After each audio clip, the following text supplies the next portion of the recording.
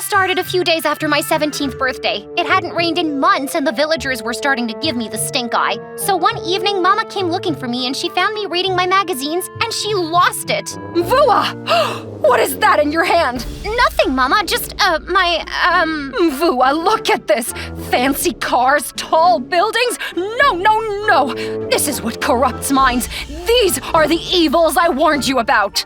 Mama, they're just magazines. It's not like I can book a flight from here anyway. Well, let's make sure you don't get any more silly ideas. With that, she grabbed all my magazines and marched to the village fireplace and tossed them in. I woke up to a loud banging on my bedroom door. Maxine, get out now! Mama, what's going on? And that's when I saw it. Water everywhere. Quickly, I jumped out of bed and made my way to the door, and the moment I opened it, Mama grabbed me. Quick, we have to hide. The villagers are coming for you. What? Why? You forgot to turn off the rain. Oh, not this again. Mama, enough with the craziness. I already told you I'm not. Just then, our front door flew open, and in stormed a mob of villagers. The floods are your fault, rain child. Tonight, we're sacrificing you to the gods. But I didn't even order rain. And what do you mean by sacrifice? We're here to take you up the mountains and lock you in the caves. You're banished from our village. What? You can't do that! My Maxine will curse you all! Yikes.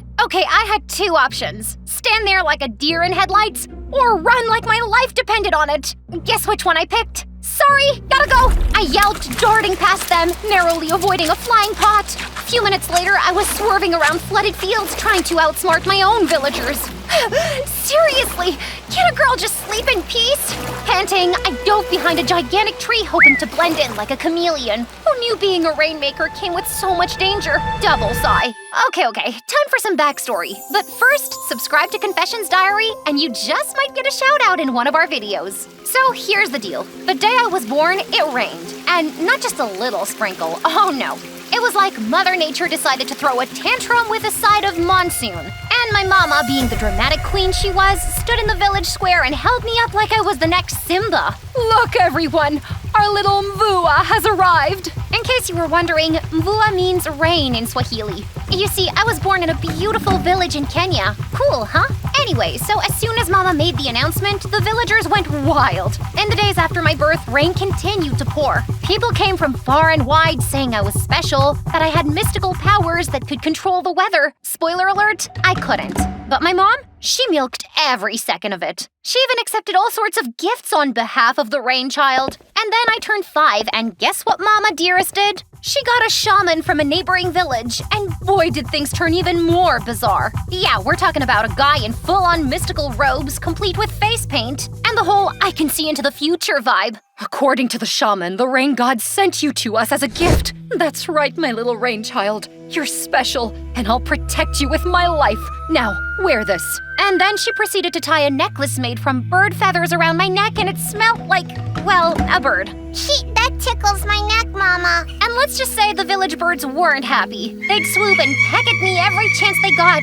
Fast forward a few years, and I was still the village's miracle child, but honestly, I was over it. I just want to explore the world, Mama. I want to see places no one has seen before, find things no one has discovered yet. Ha! Nonsense, Mvua. You don't need to be influenced by those wild dreams. What more do you need when you already have the knowledge of the rain gods? And so, while kids my age went off to school, I stayed at home. But just because I didn't go to school didn't mean I wasn't gonna learn. Oh no, I had a whole system. See, every Sunday I'd sneak over to the village's elder hut and borrow a few travel magazines. Paris, London, the Great Wall of China, you name it, I read it to the village goats. I can't wait to see the Colosseum. So, the capital of France is Paris. They have a lot of bread there, and they call it baguette. And with time, I got really good at reading, and I even tried writing sometimes. Oh, how I couldn't wait to travel, study, and maybe, just maybe, become a teacher to kids just like me. Little did I know that day would come way sooner than I expected, and with way more drama than I ever signed up for. It all started a few days after my 17th birthday. It hadn't rained in months, and the villagers were starting to give me the stink eye. So one evening, Mama came looking for me, and she found me reading my magazines, and she lost it. Mvua! What is that in your hand? Nothing, Mama. Just, Vua, look at this. Fancy cars, tall buildings. No. This is what corrupts minds. These are the evils I warned you about. Mama, they're just magazines. It's not like I can book a flight from here anyway. Well, let's make sure you don't get any more silly ideas. With that, she grabbed all my magazines and marched to the village fireplace and tossed them in. No! Not my magazines! Mama, I've read them like 40 times! Exactly. And look at what it's done to you. You're supposed to bring us rain, not run off to join Los Angeles. I'm not just a rain child, Mama. I'm a person. I have dreams, and they don't involve mud puddles and rain dances.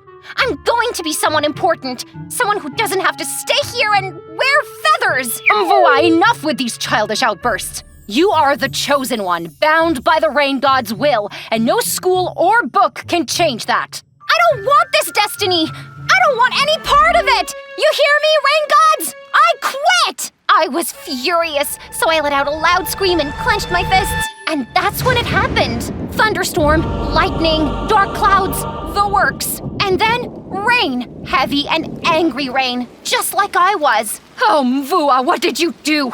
The rain is too much. Please turn it off. For the last time, I can't control the weather! With that, I walked back to my room and slept until Mama woke me up and I found water everywhere. And you know what happened after that. I ran into the fields and hid, but they found me. The rain child has cursed us. She needs to go. I probably could have handled it better. Like, maybe I could have tried to calm the villagers down or apologize. But you know what I did instead? I squared my shoulders and faced them. Oh, so now you're all mad at me? What happened to... Oh, she's our miracle! Oh, she's a gift! Blah, blah, blah! And that's when they all lunged at me and dragged me up the mountains. Now let me go! A few minutes later, I was shoved into a damp cave and a shiver ran down my spine. Vua, this is just for a little while. You'll be safe here. The rain gods will protect you. Oh, sure.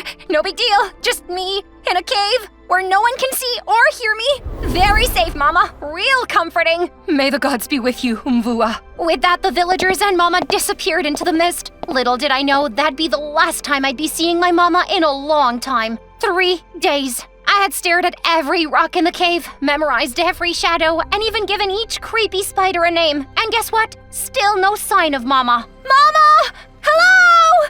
You know, in case you forgot, your gift from the rain gods is still here! At that point, I figured maybe the rain washed everyone away, but I wasn't about to sit around like some lost sheep, so I climbed out of the cave. Well, I'm free. Starving and abandoned, but free. Now what? Several more days passed and I stumbled through the mountains eating wild berries. Where was Mama? Did she really believe that I was safe? As I blinked back tears, I heard some loud noise. And just when I thought things couldn't get any weirder, they did. Is that a pink helicopter? As I rubbed my eyes, the helicopter landed in front of me and out stepped Kim Bodashian and a whole camera crew. Yes, you heard me. That Kim Bodashian. You know her, right? The bazillionaire reality show star? I'd seen her in magazines, but seeing her in person was just insane. You're Kim, I know. Pleasure to meet you, peasant girl. Okay, now where are we digging these wells? What? I'm here for my new show, Kim Bodashian's Well Wellness. I'm digging wells for the village. Isn't that, like, so cute? Did you just say wells? The village is, kind of underwater, you know? In fact, I'm trying to get back. Well, obviously, I knew that, sweetie. That's why I'm here. The show's all about digging wells in the most difficult places, like flood zones. I stared at her, wishing she'd vanish in pink glitter. Instead, she snapped her fingers and out stepped the hottest guy ever, holding a bedazzled pink shovel. Hey there, I'm Nico, Kim's well digger, and I'm here to... Dig wells, I heard. Is that what you plan to use? Oh boy. Well, yeah, but before that, I need to take my shirt off. Oh, okay. I was trying so hard not to gawk, but then he peeled off his shirt, and guys, no one warned me about abs. Like six-pack abs that had probably won awards. I nearly swallowed my tongue. Perfect, Nico. Now grab the shovel, look heroic, and remember, we're not just digging, we're changing lives. Right on cue, Nico struck a pose 1 foot up a nearby rock and chest puffed out. Immediately, the camera zoomed in as Nico barely pushed the shovel in the dirt. Oh yeah, just look at that. This is how you bring clean water to the people. After a few minutes, Nico tossed the shovel aside and wiped his barely sweaty brow as if he just dug the Grand Canyon. I couldn't help myself. I burst out laughing. So that's it? That's the whole well? Oh, honey, we're just getting started. We're about to create so much awareness. Yeah, okay. Anyway, while you guys do that, I'll just find my way home. With that, I took off down the mountain, not exactly sure what direction my village was, but I was determined to find it. But as with all the stories here at Confession Diary, you know something crazy happened next. Okay, so I started walking down the mountain when Kim called me again. Hey, peasant girl. My name is Maxine. I'm not... Suddenly, my foot slipped on some loose rock, sending me tumbling into a hollow between the stones. Help! Hey, hold on. I'm coming to help you. In one heroic motion, Nico grabbed my wrist and hauled me up, and I clung to him while he wiped my muddy face. You okay? That was everything. What? Forget wells. People don't care about water. They care about love. I'm gonna make you a powerful couple on TikTok. She was literally crazy. Just as I decided to leave, Kim reached out and held my hand. Why are you out here alone in the mountains anyway? Well, my mom and the villagers think I'm cursed, so they left me here. Oh, that's tragic. And perfect. Maxine, darling, you're absolutely gorgeous. With looks like yours, you could be an internet sensation. You're coming with us. I stared at her, then glanced at Nico, who shrugged. She does this. Just say yes so we can get out of this scary mountain, please. With no home to return to and villagers who'd probably stone me if they ever saw me again, I agreed to go with them. Fine, but I'm not doing anything ridiculous. Oh, no worries. The helicopter carried us to Kim's private jet, a flying palace with gold-plated seatbelts. Welcome to your new life, Maxie.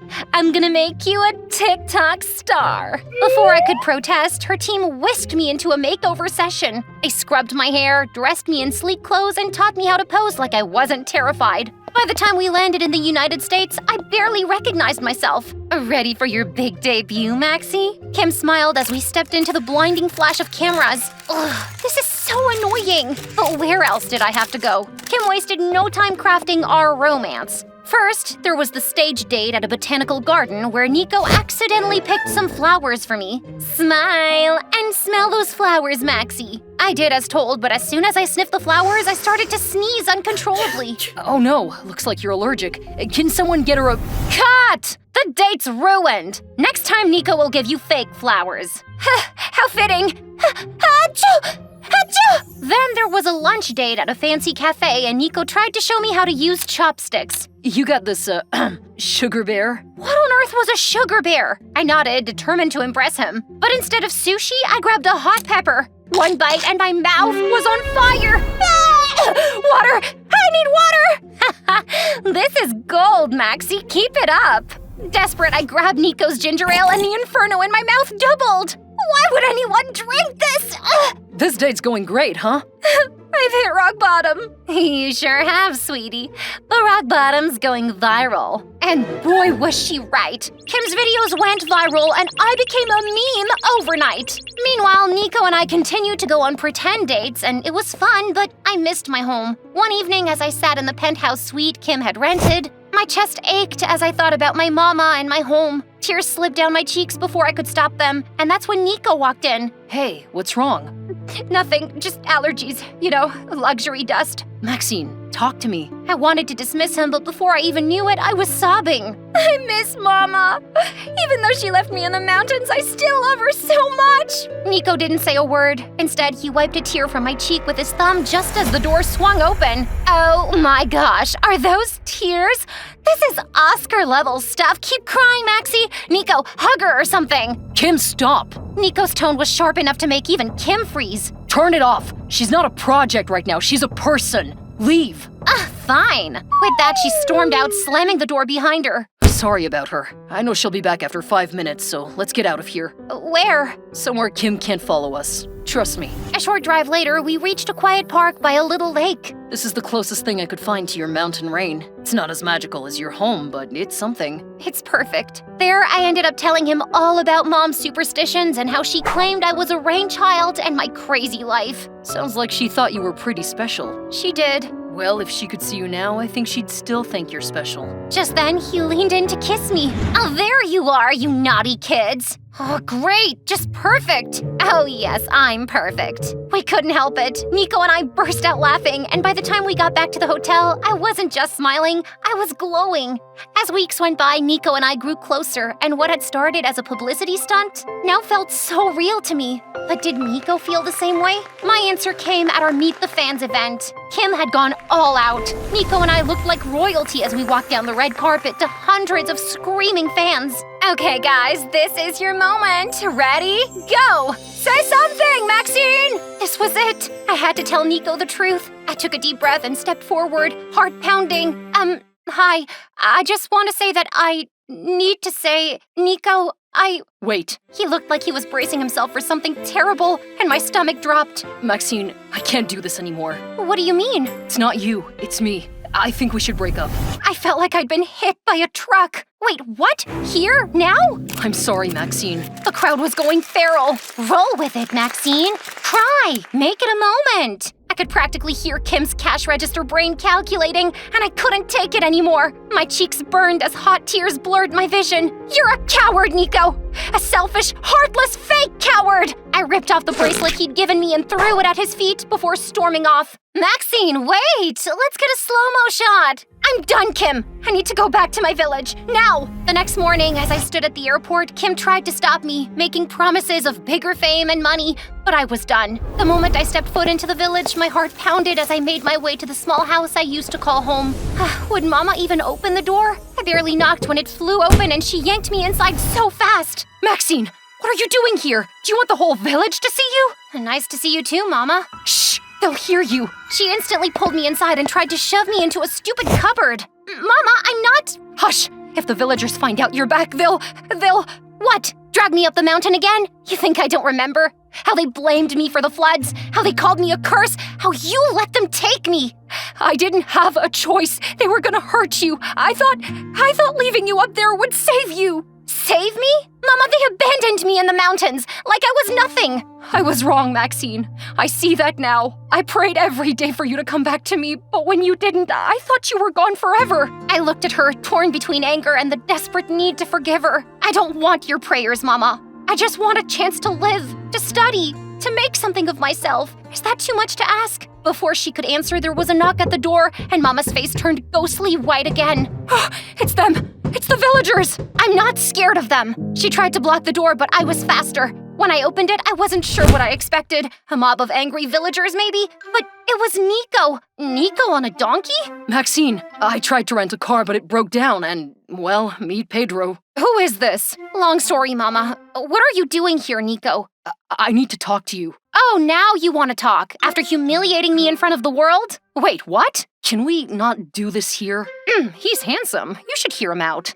Mama! Reluctantly, I stepped outside. Look, I know you hate me right now, and you have every right to. But Kim, she staged the breakup, the cameras, all of it. I didn't want to hurt you, Maxine, I swear. And yet you did. I didn't have a choice. Kim was paying for my studies. I was homeless before I met her. I didn't think I had any other options. His words hit me harder than I expected. But I couldn't stay, not after what she did to you. So I left, and now I'm here, for you. I blinked, unsure whether to believe him. Why should I trust you? Because I'm done with Kim. I want to help you, Maxine. Whatever you need. If that means staying here, helping you study, facing down this entire village, whatever it takes, I'm not going anywhere. For the first time in what felt like forever, I let my guard down. I want to study. I want to make something of myself. And I want to come back and help my village, even though they hate me. Then I'll help you. And whoever tries to mess with you will have to go through me first. You really mean that? Every word. And for the record, you're the most beautiful person I've ever met. Kim knew it, and that's why she used you. But she doesn't get to define you. You're so much more than that.